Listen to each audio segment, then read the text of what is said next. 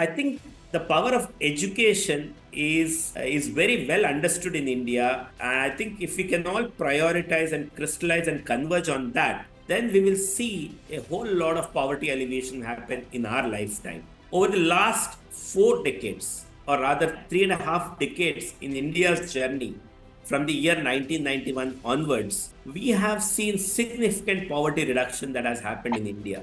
And that has happened on the background of liberalization, globalization, and privatization, supported by good institutional development that has focused on healthcare as well as better education. And this has happened through a shared responsibility between the private sector and the public sector.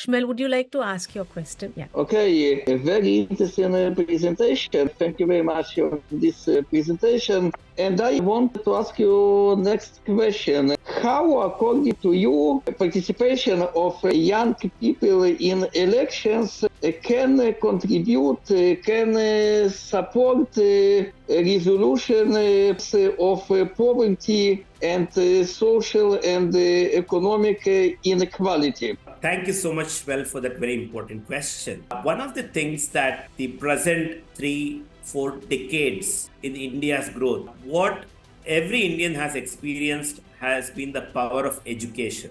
They have seen how education has played a very significant role in the well-being of people around them. Even if you go and talk to an auto driver in India who makes very little amount, he just makes enough money to feed his family and probably educate their children. And for him, a significant priority is always to educate his children, right? So I think the power of education is very well understood in India. And I think if we can all prioritize and crystallize and converge on that, then we will see a whole lot of poverty alleviation happen in our lifetime. Over the last 4 decades, or rather 3.5 decades in India's journey, from the year 1991 onwards, we have seen significant poverty reduction that has happened in India.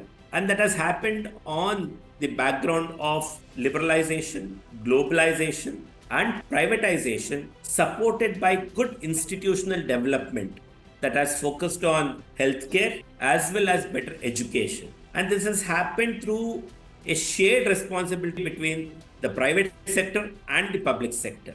And that trust building exercise has created the largest educated pool that's today available in India, where people are welcoming Indian youngsters across the world to become part of their workforce, right?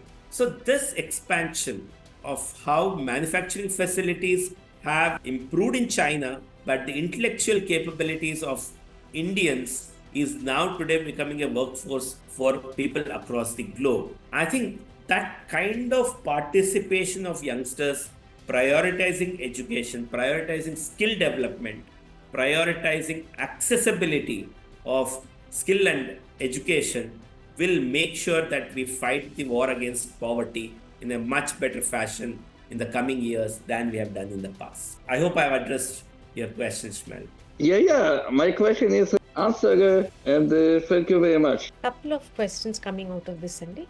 Sure. Now, reservations have been put, but a lot of people are going abroad because of the reservations put. And of late, there's been a spate of 10-20 young who went for education being killed in the US. Now, when Syrians are to the European places, we tell them, hey, listen, first sort out your own political system and stay in your own country. So then, similarly, why should Indians go abroad? Why can't we have our own education system which caters to everybody's requirements? At the same time, we are saying we want equality, we're putting reservations. But this reservations is sending away a certain set of people abroad. How do we understand this? Yeah, so one of the things is that there will always be fascinating, and there is grass is greener on the other side that will be there in our lifetimes, right? And I'm sure you also seen up during your growing years that okay, let's go there. It's much hunky dory or this or that and other things, right? That's one over a great larger than real life scenario that will be always painted for us. And I think probably migrating to US for higher education is one such dream that is very close to heart of many people, right? Now the deaths are making us wake up and say that what's happening there. Why is it that people are struggling there? Why is it that there is not enough acceptance there? So on the solution side, right, it's for all of us to figure out and say, can we create equally good opportunities? I think you are seeing a good amount of effort being done by various educational institutions in India, right? And I'm really glad that what I have been able to be involved in public policy or even political leadership right now here at the MIT School of Government, we are telling that there is a way for you to converge or convert your aspiration for building better India through a very structured process. So there's no reason why somebody should go to Harvard Kennedy School to become a future political leader and not come and explore such opportunity in homegrown solutions like us, where equally competitive and good education that what could be provided in the US. Is this sufficient? No, it's not sufficient. More and more such institutions should come. More and more such opportunities should be made available to youngsters, and youngsters should then start looking at saying that, oh, why should I go there and study about India in a foreign land, right? Similarly, in the technology space as well, there are going to be a huge amount of advancements that are going to happen in India in the coming decade, be it in the manufacturing space, be it in the semiconductor, microchip production, and other things. Ian Nagaru has a question. How Yes. can young people overcome barriers such as lack of experience or resources to participate effectively in the political process? As compared to every other process is the Indian elections, right? If smart young people want to get involved in any political campaign, then all political parties are more than welcoming them. So recently in the Telangana elections, I got half of my class of students to Hyderabad, and we spent 10 days in Hyderabad, and we met leaders across political parties. We met contestants across political parties. We went to Jubilee Hills, we went to Serlingampalli, encourage that students can, those who are interested can write to us. We could always guide them of saying, how do you take the next step forward?